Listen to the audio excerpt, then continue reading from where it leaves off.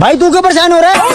अरे कहनी की बाबू पढ़िला तू मिलल संगतिया लागल दारू पिए। अरे छोड़ी के पढ़ाई लिखाई और नाचे में निकल गई।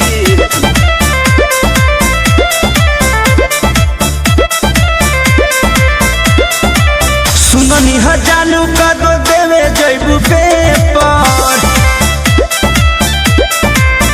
हाँ सुननी जानू लइका रहल एगो आवारा निकली गए। तब के जमाना में शहर बदनाम रहे। अब तो गाँव में सुनात बा भैया शहर से बिगड़ल देहात बा। अब के छात्र लोग के पढ़े के ना इच्छा, बगल में मोबाइल धके होता परीक्षा। माई बाप के बोली ना सहाता, मौगी खातिर जिलेबी की ना।